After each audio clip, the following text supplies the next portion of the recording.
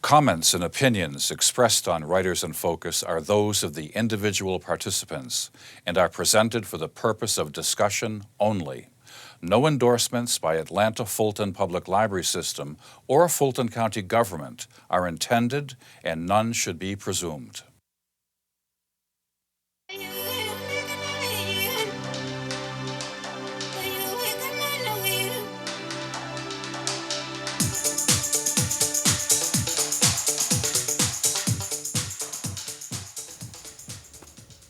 Hi, welcome to Writers in Focus. I'm your host, James Taylor. Today I'm delighted to be interviewing Amanda Kyle Williams. May I call you Amanda? Of course. Welcome to the Atlanta Thank Fulton. you, James. Thank you. Welcome to the Atlanta Fulton Public Library and the Fulton County Government Center. We're here to talk about your latest novel, Stranger in the Room. By way of introduction, this is hard to believe, but you've been a house painter, a property manager, a sales representative, a friend of pet animals, indeed a pet walker, a court-appointed process server, and a private investigator. You're also the author of a couple of small press novels written about a decade ago, and you worked as a freelance writer for the Atlanta Journal-Constitution. Correct, yes. In 2011, critics, Publishers Weekly, Kirkus, Booklist, all came out. I'm a librarian, I know this stuff. They came out in unanimity praising your first novel, The Stranger You Seek. We're here to talk about Stranger in the Room. I want you to do most of the talking, Amanda, but let me set it up. You write about Key Street. She's a small Chinese-American, very Southern, sober alcoholic, ex-FBI profiler, behavioral modification, that kind of stuff, who's running a small business in Atlanta. And things sometimes get very, very bad. There's murder, there's rapes, there's shootings. And I don't want to give too much away about the novels, but who is this Key Street? And what is she doing in Atlanta? Well, she was fired from the FBI when she was not able to manage her alcoholism. Before she went into rehab and got sober, her marriage came apart. She lost her job, and she came back to Atlanta, where she was raised by white Southern parents. She was adopted when she was 5, to start over, single and sober and unemployed. So she really decided to apply the skills that she learned at the FBI to making a living. I mean, you got to buy the groceries. So starting a private investigating agency made sense to her. Yeah, and that's how she ended up here. I hope the audience understands that. We're not going to give away the plot. This is a page-turner. I would characterize it as a thriller. Yes. But yet it's also fun to read. I really enjoyed it enormously. It begins with Key Street. She's in her, that's another story in itself. She's living on the 10th floor of the Georgian Terrace. Correct. That's on Peachtree overlooking the Fox Theater. She has an office, I think I know where it is, kind of near Inman Park. North Highland, yes. I know exactly where that is. She's got I want you to do most of the talking. Well, how does the novel begin? Her cousin Mickey goes home after a party. She's had one too many drinks, and she's beautiful, and she's a photojournalist, and she doesn't open the door, but you take it from there. She steps up on her Victorian porch in Inman Park, and she thinks she sees a man inside her house. But Mickey has a long history of mental illness, of alcohol and drug abuse. But she wins all these awards, so she can... She's highly functioning. Yeah. And, you know, Key was highly functioning alcoholic for years, too, until it finally unraveled for her. But, you know, Mickey's called 911 a few times about noises in her house. They never find any evidence that anyone's broken in.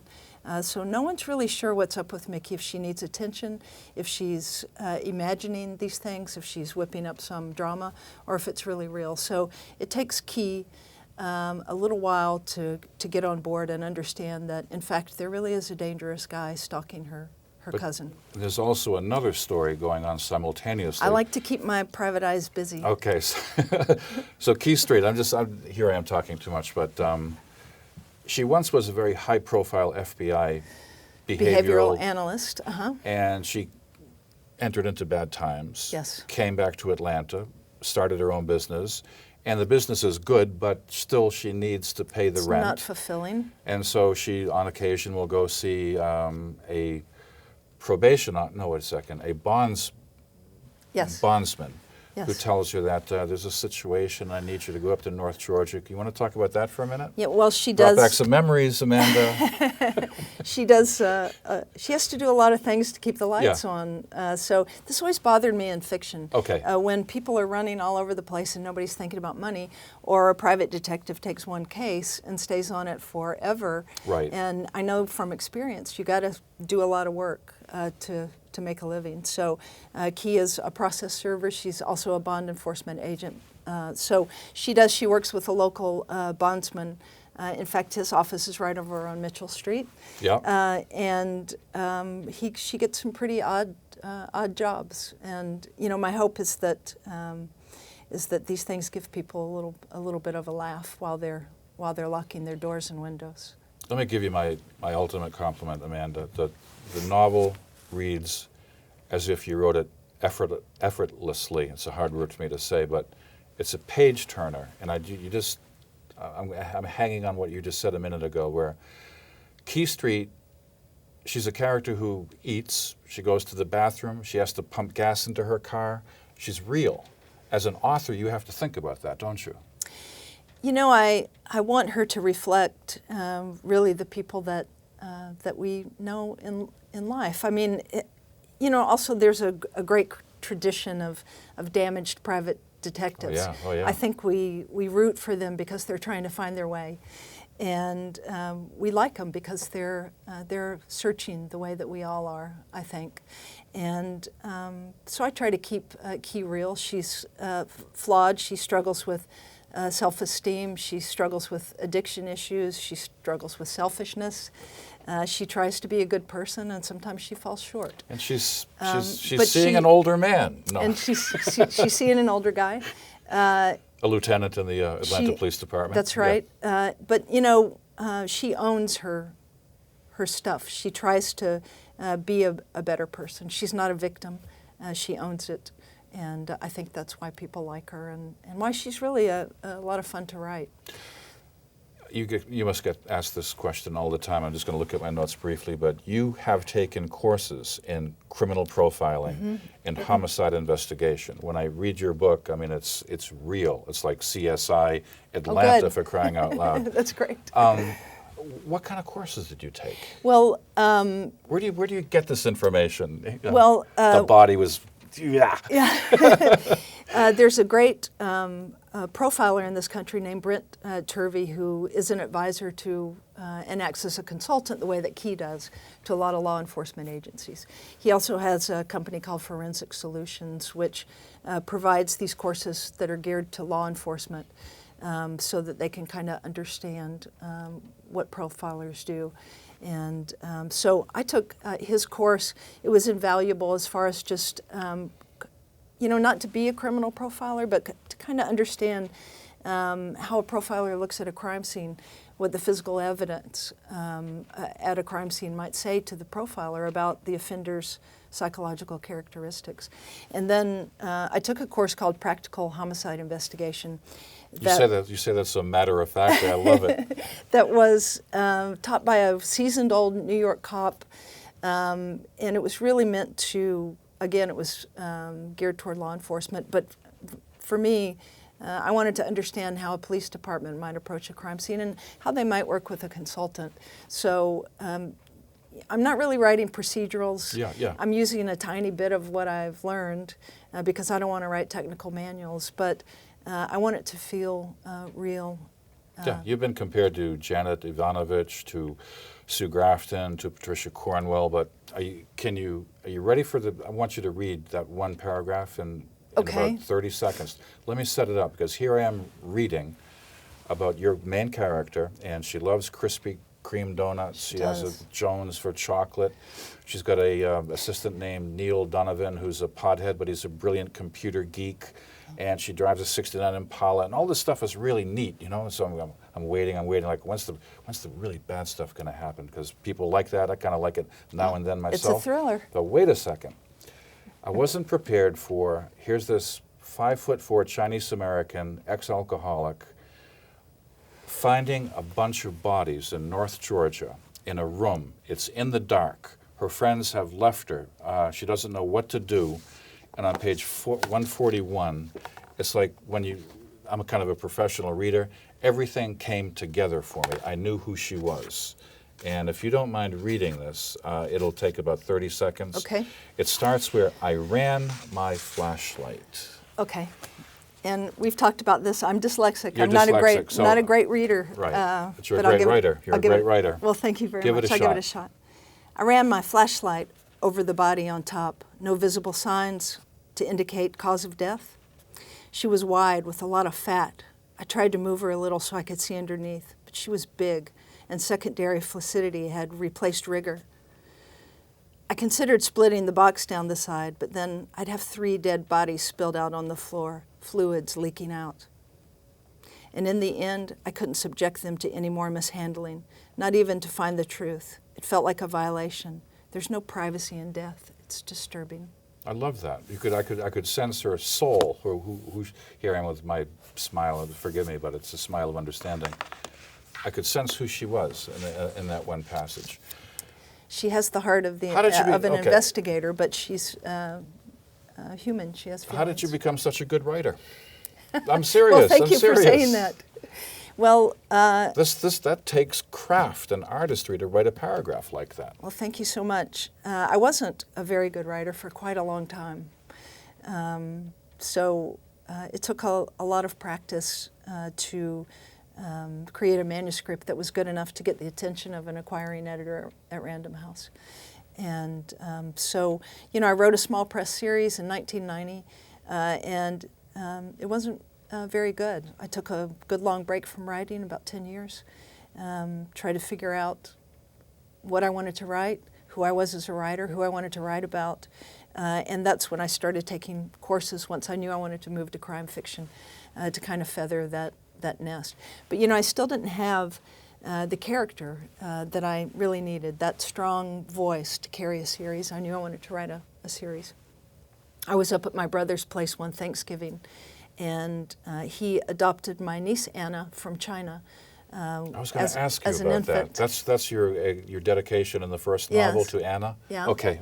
In fact, the series is dedicated to her, and so he brings her home to his place in rural North Georgia in Rocky Face, and by the time she was 5 years old, she sounded like Ellie Mae Clampett.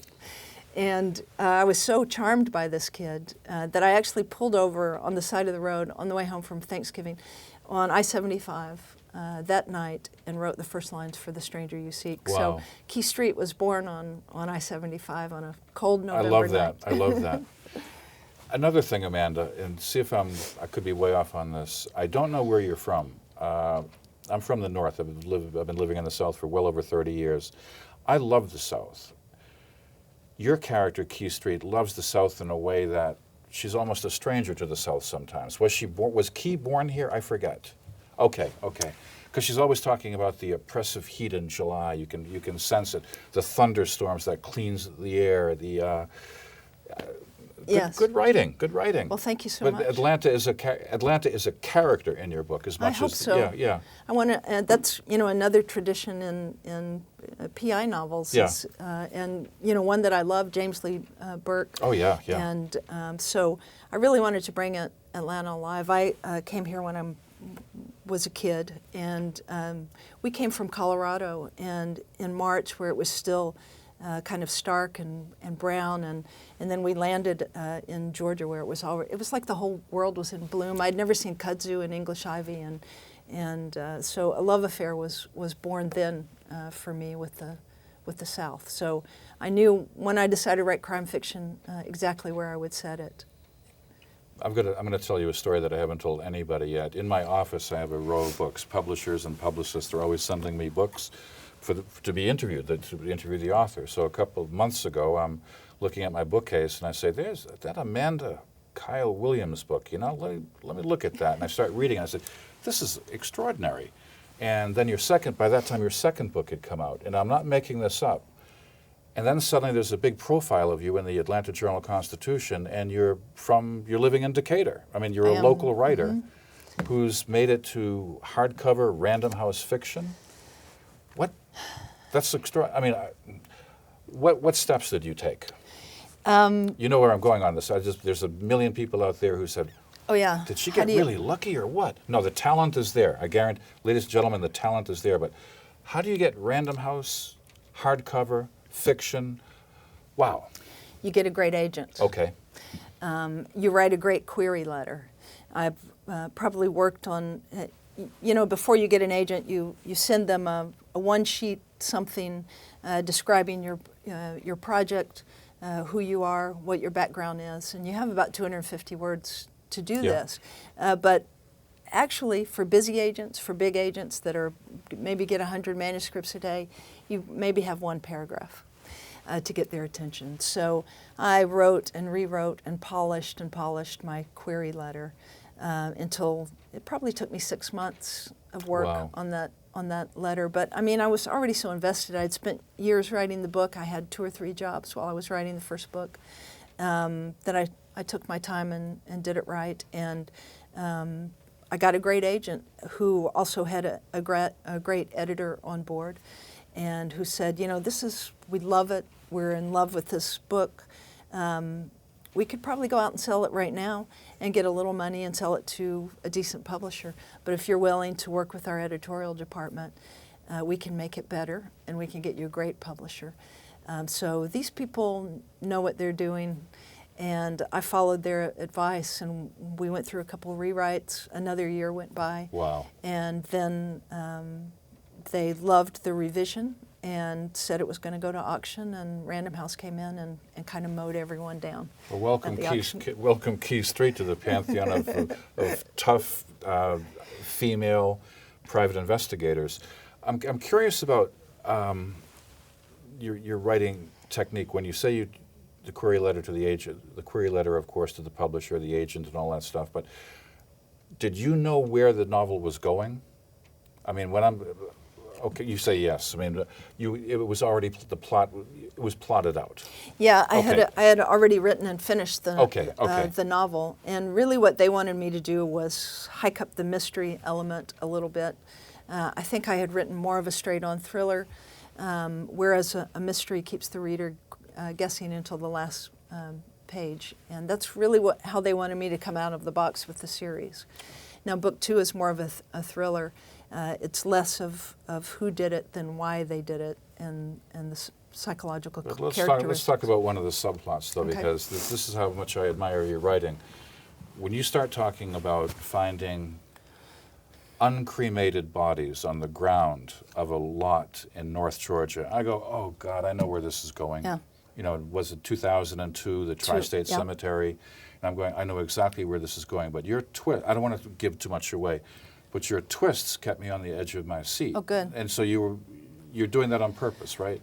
I really wanted to... See, I think authors are magical. I mean, how can you do that?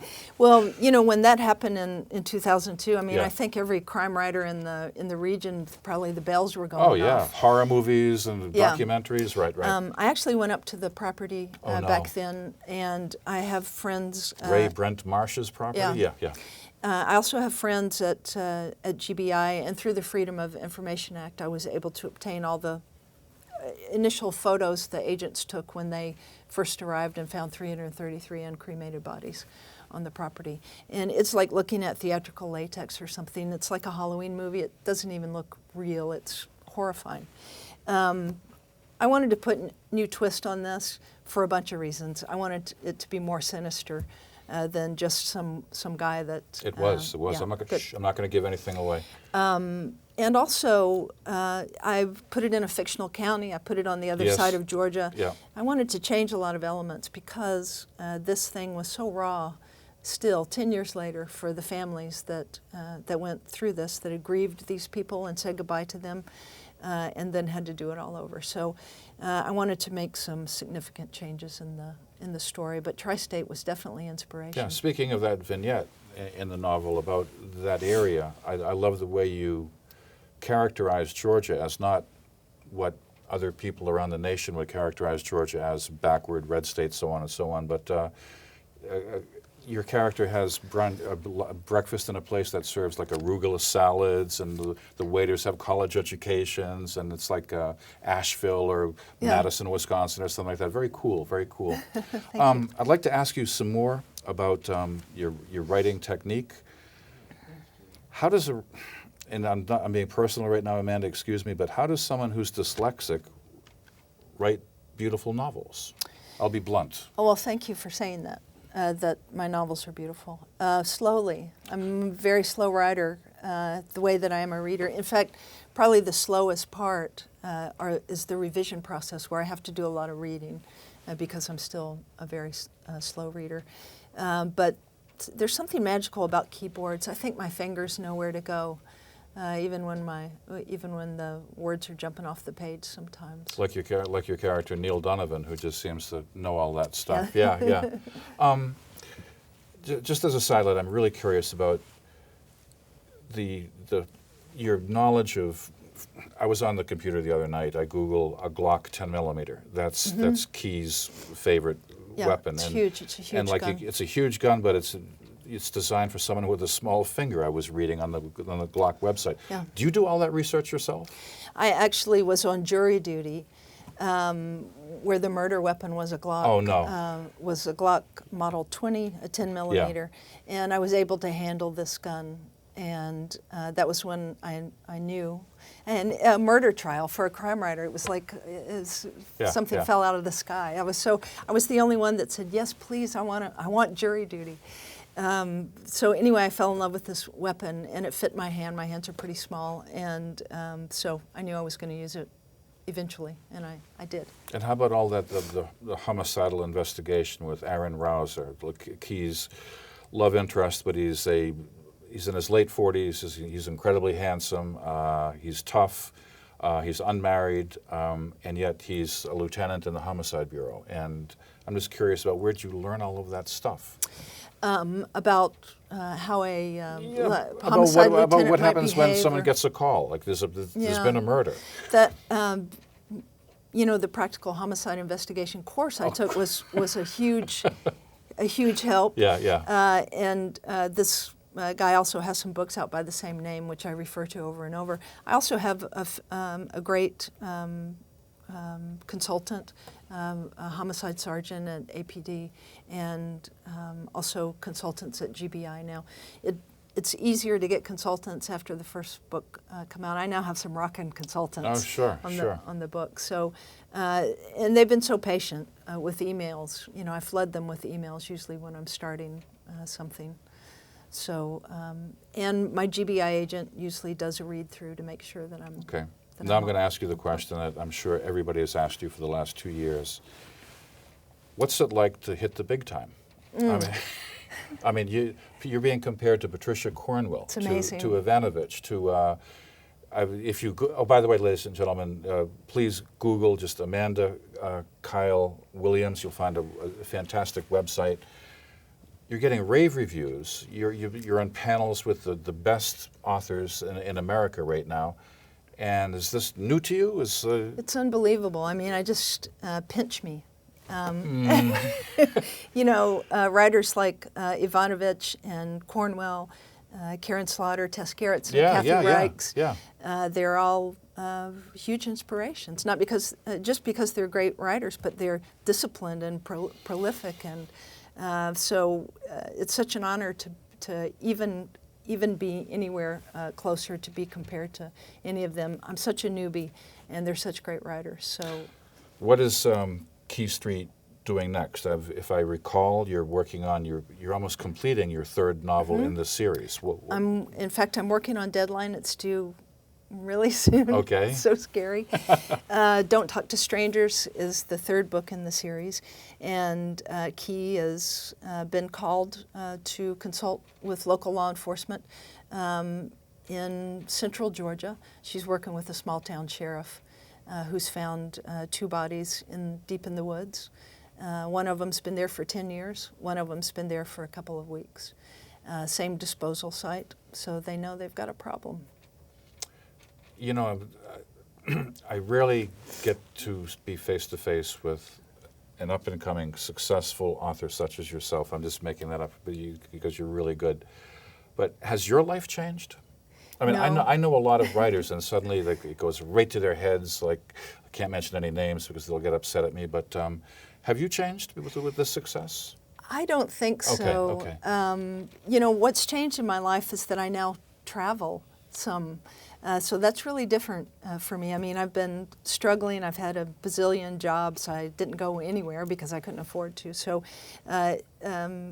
now I travel and do some publicity. So that's really different for me. But generally, I'm just in my little house in Decatur with my cats and dogs, Wow. and I'm writing. I'm the weird kind of hermit mystery writer with the cats on the street.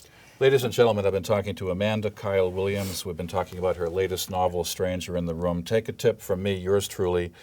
If you want an enjoyable read that will thrill you, that will give you the pleasure of reading literature, read some Amanda Kyle Williams. Thank you very much. Thank you so much, James. You were terrific. Thank you for having me. You were terrific. Yeah, that's. you.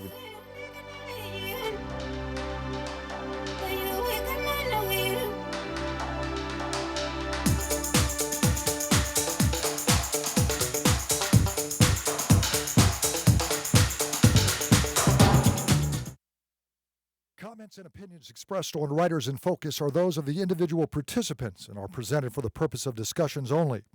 No endorsements by the Atlanta Fulton Public Library System or Fulton County government are intended, and none should be presumed.